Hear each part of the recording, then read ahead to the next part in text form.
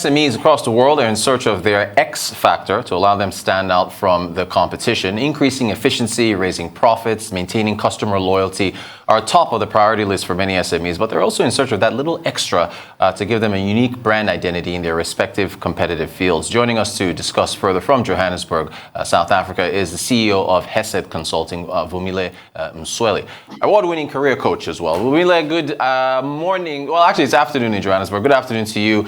So what is the X factor, Vumile? Good afternoon, Aroja. So the X factor for me is your unique selling proposition. It's that thing you do better than anybody else. It's the reason your customers come to you. It's almost a little bit inherent in how you go about doing your business.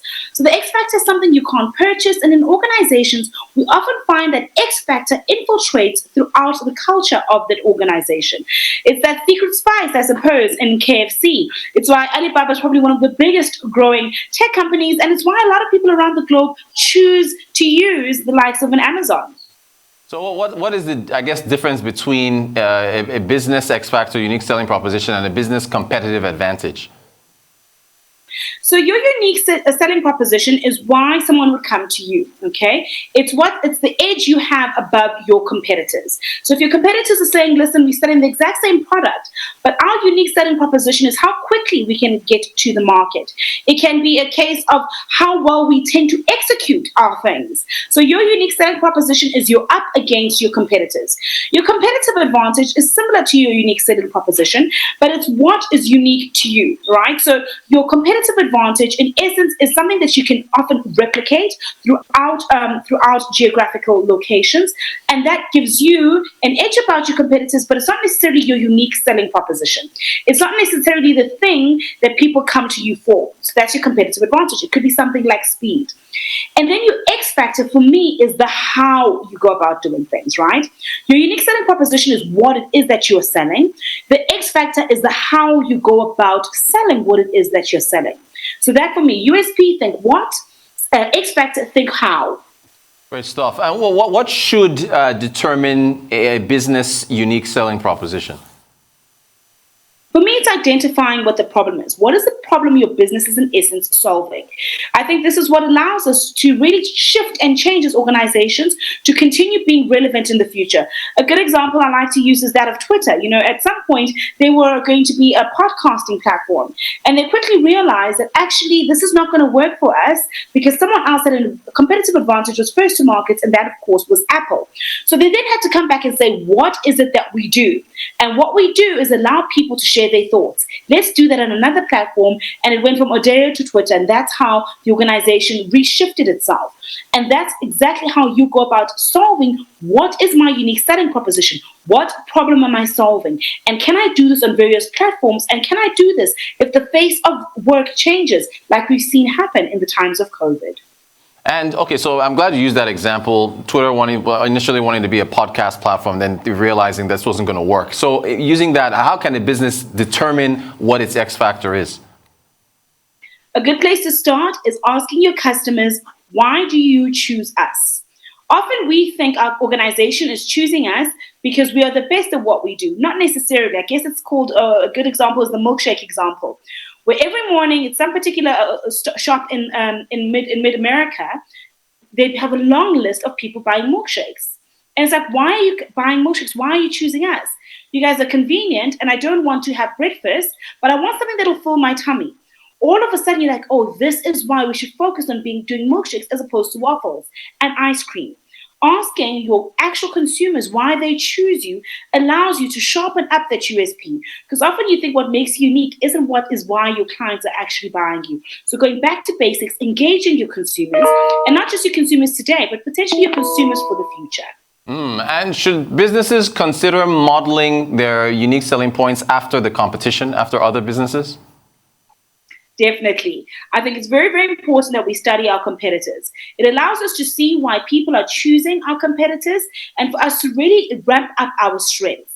It also allows us to see who our competitors are. Often we think our competitors are the people in the same industry as us. And as we've seen, with technology, that your competitors are sometimes people who are coming completely out of the blue. I don't think the pilots thought that the drone would take them out when it comes to taking photography photos. So looking across industries to analyze who your current competitors are, who your future competitors are, how do you then shift and change and adapt your unique selling proposition, work on that X factor to retain your clients and grow your market share. All right, good stuff. So when can a business consider a cost leadership strategy or a differentiation leadership strategy when determining their X factor or their unique selling proposition? I think it really does look at your industry, right? So if you're noticing that the trends in your industry, your profit margins are really starting to get very, very thin, then cost differentiation could be something that is very, very important. If you're going to go from a differentiation perspective, you're also looking at what is my X factor? What is the majority of my consumers needing from me? Are they willing to pay that premium? Or is that differentiation factor really going to catapult me ahead of my competitors? It's not always a cost game. If you can really articulate that value and that X factor is very, very inherent, we will gladly pay a premium. I like to use the example, probably because I'm a former banker myself, of banking. Lots of us are quite happy to pay that extra, $100 per month purely because you get a private banker and you don't want to join the queue and in a normal branch. So you're willing to pay the premium. Somebody else might say that's actually not that important to me. So going back to your consumers, looking at your industry, understanding the trends will then help you decide what's your differentiation factor or your cost differentiation factor in looking at that X factor and reaching your consumers. Okay, so then if after you've picked or discovered your X factor, is it then necessary to review it? Can it change? It definitely can. What was a differentiator, what was an X factor that worked well historically does not necessarily work well now. We're seeing this with a massive trend, specifically with Chinese organizations, where that culture, which is an X factor that works for them in their region, when they try to transport that culture across the sea, all of a sudden it's a problem because the cultural norms, societal norms are not the same.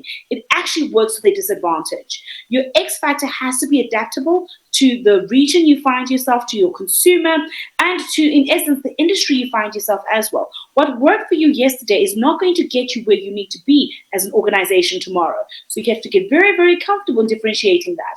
Good example, of course, is the likes of Amazon. If all they said is our X factor is how well we can get books to you, we wouldn't have the Amazon giant that we have today. Very true. Amazon Web Services, AWS, is a big player in that space. Can you talk to us about managing customer expectations and client satisfaction in business? So in managing customer expectations, for me, there are two things we have to be considerate of. One is, where is our customer currently in the customer journey, and understanding that our customer is not interested in comparing us to our competitor in our industry. They're comparing us to everybody that they are a customer of. So you might be a motor vehicle company, but I'm going to compare you as to how my bank treats me, because that's the kind of customer experience I've become accustomed to. So looking at your customer journey, I want you to look not solely at your industry, but looking at your customer across the board and the other customer experiences. That becomes very, very important. The second thing in looking at the customer journey for me and the customer experience that becomes important is, don't make your customers' problems your problems your customers' problems. What do you have to do in the back end to shift that experience is what you need to do. We've seen a lot of this. A lot of organizations are now able to converse with someone on WhatsApp. And for the longest time, some of the old institutions were saying, no, that doesn't work for me. You come into the branch, you do this, and it does not work. And in essence, we've just seen people automatically leave. And because sometimes we've got geographical advantage, we think they can't leave, not realizing we're now in a global economy and people are leaving. I've seen this across a number of my clients who simply say, I'm not happy with this bank in this particular country, and they simply move to another country because it's easier to do business. So this becomes very, very important in how you're engaging your customer. Look at that customer journey. Does it truly reflect your X factor and how your customer wants to be treated? They might stay with you and tolerate you, but if they're not passionate about your brand and what it is that you're doing and wanting to sponsor your brand, you will soon see them departing in the coming years. Very, very informative discussion. The X factor for businesses around the world. Vumile Msweli, CEO, Hesed Consulting in Johannesburg. Thank you so much for joining us. Appreciate your time.